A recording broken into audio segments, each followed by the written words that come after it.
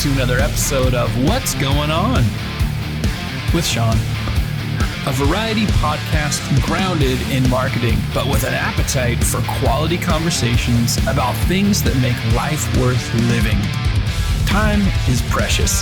So thanks for tuning in today as we find out what's going on with Melanie Borden. Most of the guests I bring on What's Going On with Shaun are either friends, automotive industry connections, creators, marketers, salespeople, or maybe a combination of all the above. Today's guest fits that mold, but levels it up quite a bit. Melanie and I, we actually kind of weaved through various roles in the car business before landing the last roles that we had for big corporations in the car business as VPs of marketing. Melanie at LotLinks, we might talk about that a little bit, and me at Dealeron. But since then, she's done quite a bit more. She's built one of the more recognizable executive personal brand advisories in all of B2B. She's recently published her first book. By the way, congratulations.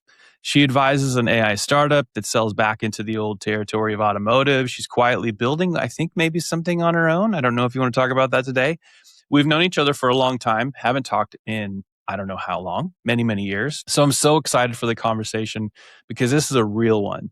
It's what most B2B leaders get wrong. That's what we're going to talk about when they try to build authority for themselves, what the trust layer of business actually is, and where this is all heading as AI starts deciding who gets seen and who doesn't.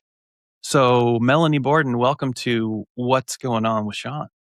Thank you for having me. Absolutely. I want to start with before you went on this independent journey and working in the dealership world at LotLinks, take me back to that version of your journey when you walked into that role. What did you think the job was going to be and what did it turn out to be? Specifically, the one that I had, well, I was approached through LinkedIn. I had built a very large platform for myself on LinkedIn. And one of the things that happened naturally is someone reached out from that company and it had asked me to join them. And I did. And what had started happening at that point, I was probably close to about 50,000 connections / followers on LinkedIn's platform. Okay. And something that had started happening when I became very active, because if you think back to 2020, 2021, I had crazy growth very fast. In a year, I became very visible, not just in the auto industry, but to industries that were even outside of automotive. And so one thing led to another, and people started coming to me through LinkedIn outside of automotive saying, hey, can you do for me what you did for yourself? And it was happening after I had accepted that role. And so after about, 90 days, I realized that this was an opportunity that I didn't want to miss. So I quit and I started my own business a month later. And that's the story. Well, wow. Congrats on that. Thank you. I mean, personal brand building 101 for sure. And that particular time period was layoffs and instability for a lot of people. So I want to ask you something that I don't know, maybe some people would skip past, but was there even a specific moment, maybe even before that role, where you felt like that was the move? Or was it really just, LinkedIn was kind of taking off? You didn't really know what it was. Like, what made you feel like this isn't so much a side project, but it's like, this is like, it's time to make my own move? After working in retail and really building the agency in-house, I would see what would come through the CRM and I would see the volume of leads that would come in. And when you start experiencing that and you have zero intention of generating leads the way that I was through LinkedIn, it just became so obvious to me that it was an opportunity that I had to pursue. And yes, I had just purchased my first house in 2021, right before I quit my job. I also have a whole other slew of obligations and things that I'm responsible for financially that my parents thought I was insane to quit my job to start my own business. And it took a few months to get things to kind of start cranking, but it was just so obvious to me. And it was, sometimes when there's something you want to do, you get a pull. I had this pull about LinkedIn from the very beginning in 2019, I was looking at it saying, why aren't the salespeople posting? Why aren't they posting on LinkedIn? Why don't they have, forward facing brands where customers can find them? People can book service appointments through service advisors on LinkedIn. Why don't we have that? And I just kept feeling this pull, and really the pandemic pushed me into this other stratosphere and pushed me into a place because I was afraid I was going to get laid off. And then I just got really into doing things that were scary, and the fear kind of started dissipating, and it became more of excitement for me to do things that I thought were scary. Probably started seeing all those doors open up, and that in and of itself can be kind of scary, intimidating. The places that we haven't been to yet don't typically make us comfortable in the beginning. Got to Yeah. go and establish new comfort zones, you know? Yeah, So one absolutely. of the things I'm curious to ask you about as it relates to mostly I'm curious about automotive related people, but as a former marketing leader in automotive, you know that there are others that go and they try to go do something on their own independently, but they get a lot of things wrong when they do that.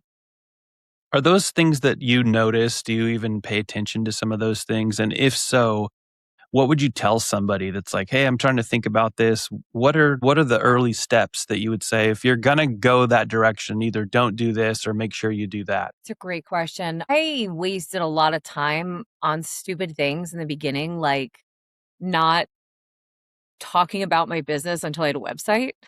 I mean, you could do anything with a computer. You don't need a website. You have LinkedIn if you need it. Yeah, So I think sometimes yeah, we get caught in the minutia of those things of, I need to be doing this because this is what I was taught and this is what I know. Things have changed so much that, I mean, yes, it is great to have a website because you want to have those AI trust signals out there where people understand what you do. You're, very clear positioning. You have all the information someone would need to do research on you. But if there's something that you really want, I mean, I think just basic, having a phone and having a computer are two ways I think a lot of people forget because there's so many flashy objects around us, of things we have to have in place. I mean, because truly, you could figure out how to invoice someone if you had to. If someone's saying that they can give you money, you could figure it out quickly. So I think a lot of times people just focus on things that they don't need to focus on when, those are kind of smaller problems to have when you have the big problem of, okay, someone is sending me cash. How do I do this? Then you have something to worry about. But until then, you can kind of just go as you will and build until that happens. yeah, yeah. I definitely relate to that, just getting started doing something on your own. Yes. It's like oftentimes people I think trivialize it and just say, "Just start, just start." It's like, okay, that there's truth in that, but I like that you share that it isn't just the fact that you're starting. It's that some of those things become self-evident that you need. Like, I've got to figure out how I invoice somebody. Okay, well, that's a good problem to have, and if you were smart enough and courageous enough to start, you'll figure those things out in time. You'll also end up associated with people that might be helpful. They'll give you some tips and whatnot. I'm curious to know from your business now, when an executive or company or a founder hires you, do you find that the problem that they think they're hiring you for to solve isn't always the problem and you find something kind of underneath that? Or is it always really clear? They know exactly. It's mixed. Sometimes they know exactly, but other times, especially if someone's hiring us to come in to help solve a problem for a team, it's not always what it is on the outside because you have multiple people involved. And when you have multiple people, then everyone has different perspectives, different experiences, different feelings about visibility. Whereas if a president comes to me and says, all right, our leadership team needs to go to market because we're launching a product in Q4 and we need everybody spun up and we need strategies, we need execution, we need engagement, we need ongoing advisory support. But two of the five people aren't on board, that can create a whole other layer of complication. So that's something that I've seen.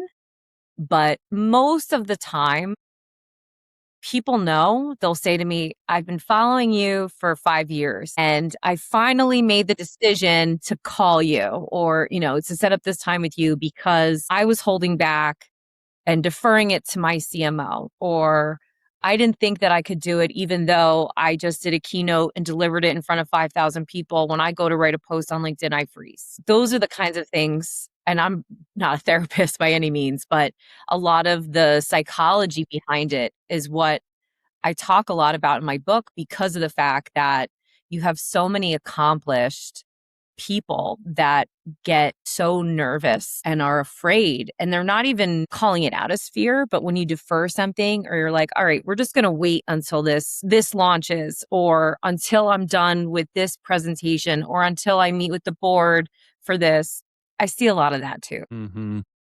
Yeah, you talk a lot about and share a lot about visibility, which is very much part of your journey and it definitely resonates with me. I'm obviously a big fan of helping people understand visibility and building trust, and that happens far more often and really through personal brands than we in the automotive industry, I tell people all the time, think of every single company that you think was successful. They exited, they got a huge, chunk of investment. And what was at the center of those companies? Probably a personal brand that elevated the corporate brand. And they were out in public. And Joe Chura is an example that I use a lot because he literally helped Dealer Inspire catapult above and beyond many of his competitors. And he did it by taking Rand Fishkin's Whiteboard Friday idea from Moz and started to teach. And he was a very open, available, visible leader. And so I love that you talk about that. You have now published a book, Theater of the Mind, and which is great. Congratulations on that. That's got to be cool. When did that come out? It came out in January. Okay. So January. Theater of the Mind, everybody go pick up a copy. Where do you want them to get a copy? Amazon? Yeah, so it is available on Amazon. And actually, if you have Kindle, it's free through Kindle as well. It's available in paperback and hardcover, both. All right, there you go, people. You can get a paperback copy, you can get a hard copy, you can get a Kindle copy for free, whatever your preference is. Now, that's not, I think, what most people would name a personal branding book. So I'm curious to know, where'd you come up with the name? Like, what's the inspiration for that and the way that you're trying to teach people through the book? So the name Theater of the Mind was actually a term that I learned in our Monday morning leadership meetings when I was working in automotive retail, where our COO would talk about how you want the customers to feel. Because theater of the mind is a concept from the 1930s. In the 1930s, obviously they didn't have what we have today, but they had radio. And so people had to sit around and listen to the Western, to the drama, to the news, and they had to imagine what was going on. So the concept, theater of the mind, for the book is a little bit abstract in the sense because people view themselves very differently than the world views them. And this is something that I've experienced myself with my own content, with my own personal brand. I'm sure you, Shaun, have also experienced this. And many others that I've worked with, we're all thinking something. And that's not always what other people are thinking, how we view ourselves, how we perceive ourselves, how our visibility looks. So that's where the term theater of the mind comes from. And the book, I talk about my own journey in building my personal brand, what it was like writing the book, because it was quite a torturous process. Through all of client work, I talk about some of the clients that I've worked with, some in the auto industry, some outside the auto industry, takeaways, lessons, strategies. It's essentially a blueprint for someone who's trying to figure out how to go to market with their personal brand and they just don't know where to start. How long did it take you from the day you started on the book to the day it was published? 18 months. It was a very long 18 months. Is that a long time? It was long for me. Is that a long time? Felt long. It consumed my life for 18 months. So it felt like it was 18 months too long. Yeah. Yeah. I mean, I've never even thought about it, but I mean, it seems there are people in automotive that have put out lots of books. Oftentimes they're, we're going to tell you how to sell cars, even though they've never done it themselves, stuff like that. So what was interesting about writing the book was just how much imposter syndrome I had while writing it. And I was not expecting to have it because I was researching imposter syndrome for the book, because so many people that interact with me present themselves that way to me and experience fear of visibility and fear of what happens with their job or in their career or employment, etc. And I started experiencing imposter syndrome myself after I had built this business for myself. I was having a really hard time with writing the content because kept thinking to myself, who's going to read this? Why would they care? Who am I to write this book? Who am I to say these things? And I really battled with it. And I went through 3 iterations of the book.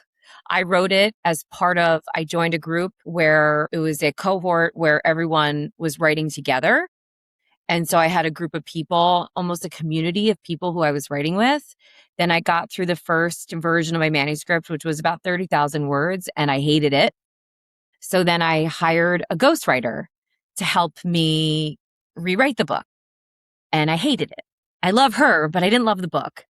And then I just one day was doing a digital detox. I took some time off of posting myself because I felt that it was really impairing my judgment and how I was writing the book, because I felt that I was being very influenced by all the dopamine and algorithms and content. It was a lot, plus the day-to-day of business. And I ended up writing the book, finishing it in a couple months, and was very happy with the end result. And that's what I published. That imposter syndrome thing is real. I'm sometimes astonished by the number of people in automotive that truly are imposters, but they are not experiencing the syndrome. They just keep rolling forward. It's like, who are these people? They're the ones that should have it for real, but they never do. But it is, and this is about you, not me, but I relate to that so much because the switch that I made, it's not earth-changing for me to go into more of a B2B mindset. It was literally forced by a non-compete because DealerOn came after me. Somebody wanted to give me a whole bunch of money to go do another thing, and DealerOn was like, no.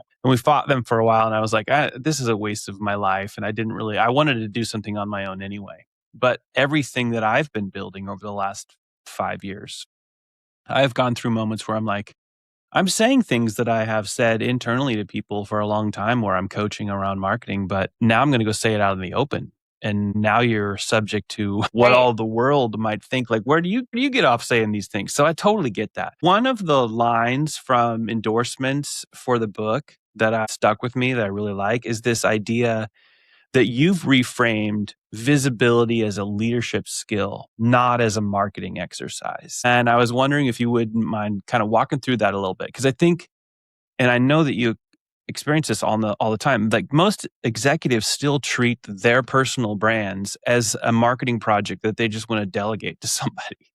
Like they don't want to be active in it. Yeah. I mean, I think that when it comes to being present online and being visible, there are new rules in leadership. And if you were born before the year 2000, right? So if you're from the 1900s, like we are, there is, I just love saying that. I mean, we're not old, but I do like saying that, from the 1900s. Oh, I'm old.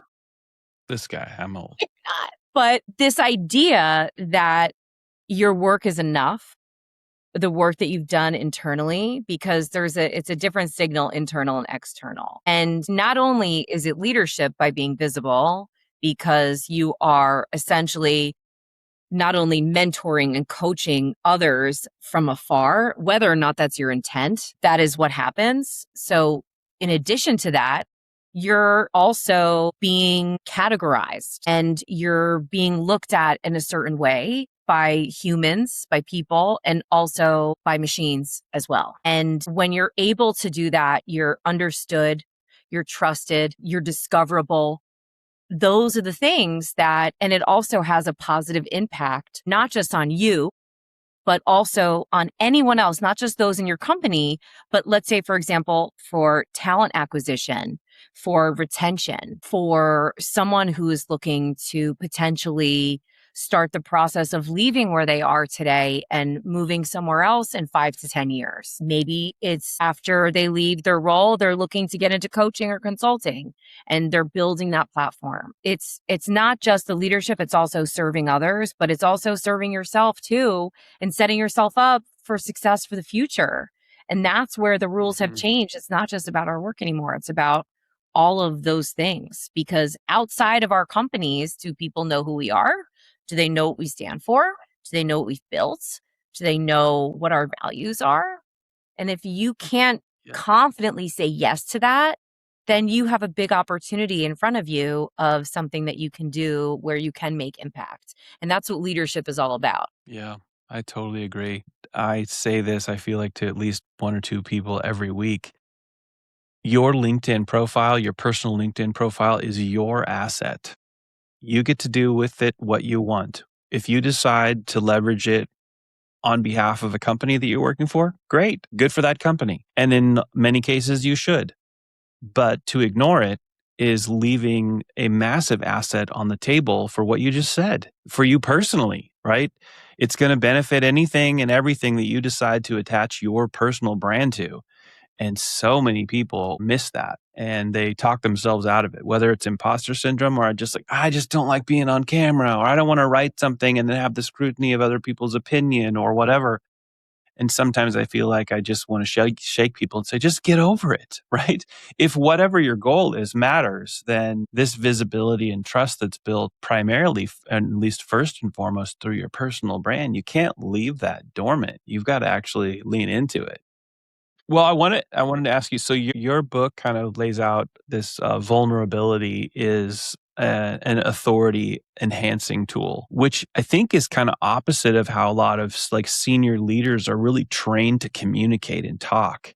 And so is there a line, like there's a like a version of vulnerability online for people that I think destroys credibility, but I'm curious to know, like, if you feel like there's a separator in that. Well, is it vulnerability for the sake of performance? And when I say performance, for the algorithm, whatever the platform is. Because if you remember, I mean, I'm guilty of doing this myself. And like during 2020, some of the content that people were posting online was so bananas. And it had absolutely nothing to do with anything, but it was a crazy time and people were acting crazy. So crazy was the vibe of the year. And that's how people just Yes. rolled at that point. But I think that if you're being vulnerable from a place of, I messed up, this is what happened, this is what I learned, or I experienced this, and this is how if you're going through this too, you can experience it this way. If you can connect it back to what your why, your mission is, then it's different. But if you're putting on a performance for the sake of getting engagement, then that's a different story. Because I think that there's two that are very different. But I think when people hear be vulnerable, that's what they think. They think performance because that's what Yeah. it is. Yeah, I think you're right. And they don't understand that there's like a difference between being vulnerable and oversharing, especially oversharing the crazy. That's definitely a thing with quite a few people. Let's talk a little bit about searchable leadership. I think you've built a service. So I was trying to do my homework around what you call searchable leadership, like being discoverable, not just by people, but the machines, right? The AI trust signals, all the content that's really good food for the LLMs. This is a place where, I mean, I see this horizon as well, but I think what most executives are still not seeing are how buyers and AI systems are kind of evaluating them now. What are your thoughts in this area? Talk to the audience a little bit about this searchable leadership. Searchable leadership is one of the chapters in my book. And it's also what I've been really building on just within my own vertical that I'm running in, because a lot of times when people are talking about personal brand, they're limiting it to a platform. They're limiting it to podcasts, or they're limiting it to Instagram, or they're limiting it to TikTok, or they're limiting it to LinkedIn. But it's not just one of those, it's all of it. And it's also inbound business, it's speaking invitations, it's investor attention, it's media, it's all of the things that really make someone understand who you are, what you're strongest in, the topics that you talk about, and that you're credible, you're verifiable. And the LLMs are really speeding this up because they're looking for that information. And if they can't find the information and it's not consistent, or if it's not verified from a third party, they will skip you and they will serve up someone else. And I really believe that people are underestimating how drastic it's going to change. I mean, even just since I wrote that chapter last July of Searchable Leadership, it has evolved so fast. I mean, it's changing every single day, Yeah. but it's really moving quickly in the world that we're living in right now. I mean, especially for those in B2B. I mean, at the end of the day, it's all H to H. We're all humans. Everyone is interacting with each other. And the idea that someone wouldn't want to have a face behind their brand blows my mind because it has such a positive impact on the company to have Hmm. forward facing presence. Yeah, 100%. A lot of people miss that. It's sitting in front of their face. And I have started to ask people who don't, and I already know that they don't have any brand visibility and trust built up in their vertical. I'll ask them just to go pick their favorite LLM. And let's just say, you're running a cybersecurity company. I'll just type in your name, Joe Smith. And what does Joe Smith know about cybersecurity? And watch what the LLM comes back with. You'll find out pretty quickly if it's pretty much nothing. And you think that, well, I know all this stuff. Well, no one else does. And then you go and say, well, who is Melanie Borden and what does she know about personal brand building? I'm sure that it will, right? Off the chart. And that is an important observation that people need to be aware of, which is a little parlays into what I want to ask you next. If a CEO, a founder, somebody in the C-suite is consuming this content and they were going to do one thing next week to be more credible, what would you tell them to do? I would tell them to go to their LinkedIn profile, download the PDF of their profile, upload it into their LLM of choice, whether it's Perplexity, Claude, upload it in there and ask it that question. What else could I be doing to enhance my presence on LinkedIn based on my profile? And it will tell you and it will give you an analysis of exactly what you should be doing. And you can, take the prompt further and you could say, I was looking at this person in my industry or a competitor. I like what they're doing. How can I do more towards, my own? But it's a feature you can download anyone's PDF. It doesn't just have to be your own. Someone could download a PDF of your profile and they could upload it into Claude and say, how do I make my profile more like Shaun's? So that's something that it's an undervalued feature that I don't think enough people either know about or realize that they can do that. The other thing that I'll say, kind of leaning off of the LM conversation is they're really great at telling you what you need to do in order to be visible in them. Yeah, that is very, very true. Some people just don't know how to prompt like that, Right. right? But you want to know something? They just don't know. Someone said this to me the other day. It's like having an intern that really wants a promotion. I What love the hell that. does That's that feel great. like? I know. I really love that because it is like having an Yeah. intern and it wants to please you and it wants to give you everything that you need. And Yeah, that's what absolutely. they do. And I think a lot of people don't realize how easy it is to actually kind of start that. I think people also don't realize that you can go into all of these LLMs and personalize them. If you start to get to a point where it's like, okay, stop telling me how awesome I am. I know I'm pretty. That's all great. Like, give me the real stuff. Push back on me. Like, I need a durable position on this thing that I'm thinking through. But you're absolutely right. I want to lean a little bit back into our old neighborhood of automotive because I noticed you posted about it recently, but that you're in an advisory role or some kind of role, but with a company called Voice Profit AI.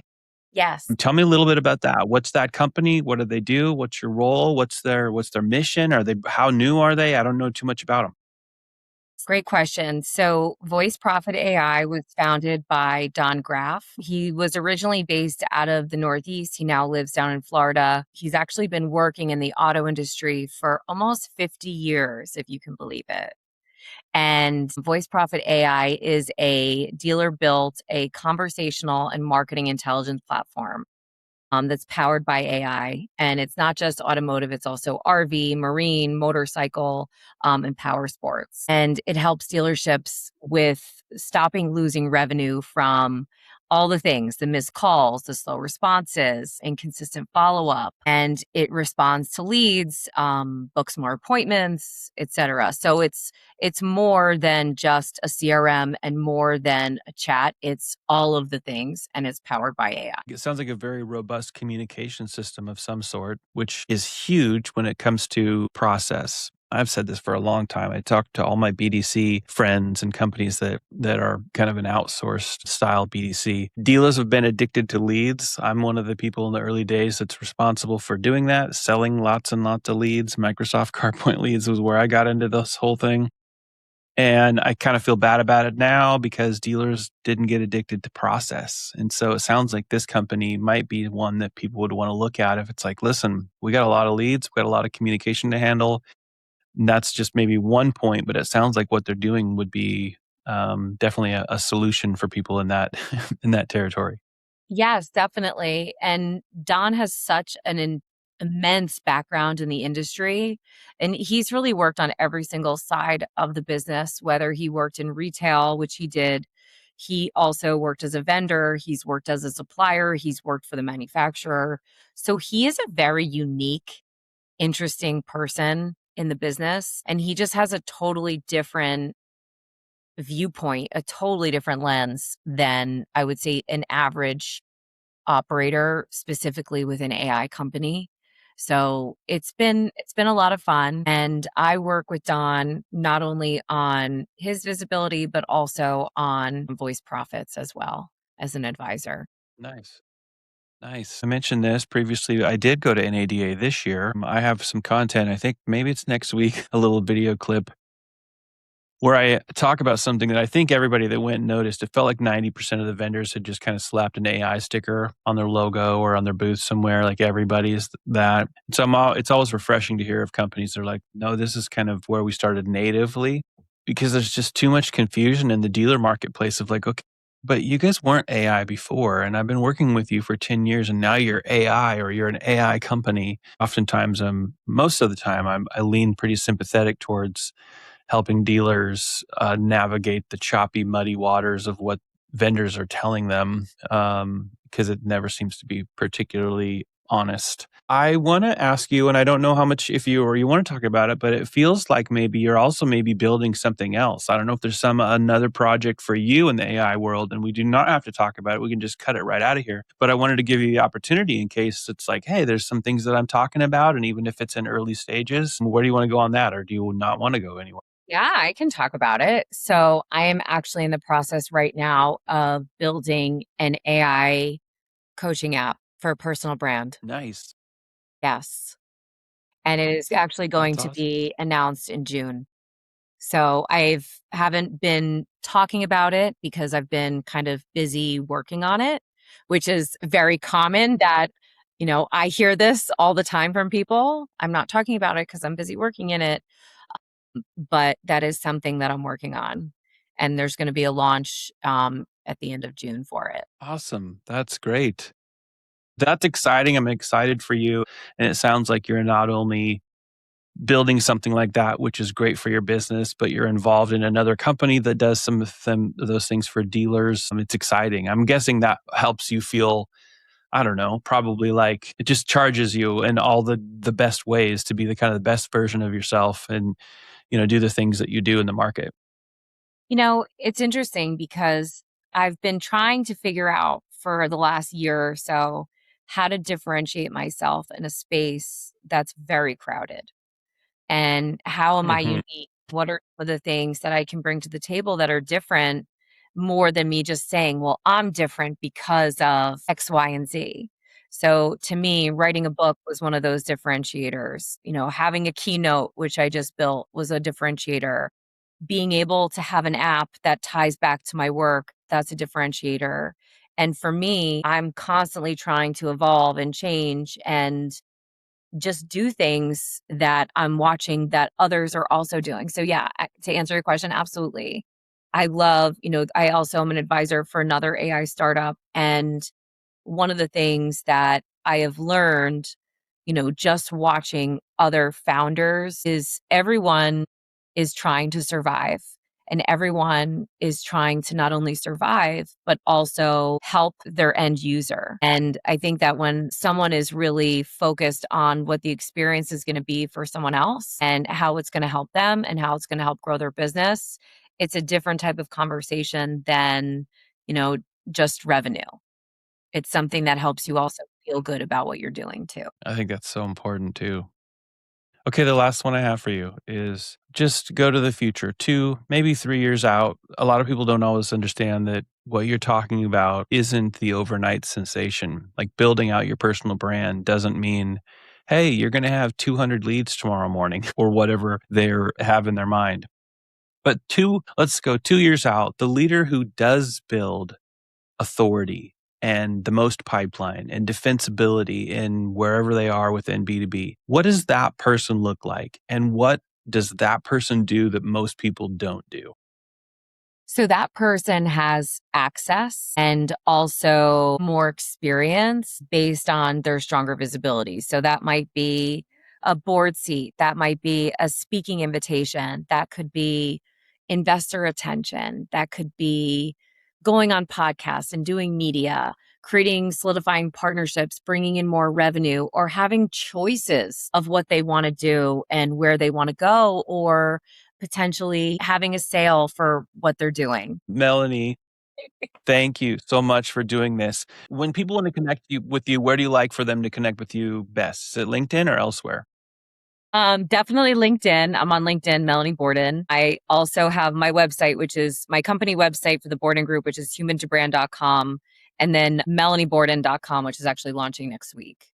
So either one. Okay, awesome. I really appreciate it. Ladies and gentlemen, the book is Theater of the Mind. It's on Amazon. We talked about it. You can get the paper, you can get the hardbound copy. You can also get it for free on Kindle for all you cheapies out there. No, just kidding. Like, go buy a copy. Come on. Melanie's being too nice, not trying to tell you guys to buy a copy, but she's being very gracious and telling you that you can have it free if you're a Kindle user. We will continue to champion your efforts. As she mentioned, her firm is called the Borden Group. The site is human to brand, no numbers. It's human-to-brand.com. And you'll find her all over LinkedIn. If you're not already following her there, that's a great place to get her insights, her very unique point of view. Which, given that we've just spent a whole bunch of time talking about that, that's probably a great place for you to continue conversation and consuming content that she puts out there. If something we talked about kind of hits, do me a favor, share it. Send it to somebody that needs to hear about it, because maybe Melanie's going to make the biggest difference that you've seen in years. There are a lot of people in the C-suite that need to know more about what she talks about on a daily basis. And so, to the audience, now you know what's going on with Melanie Borden. Thanks, Melanie.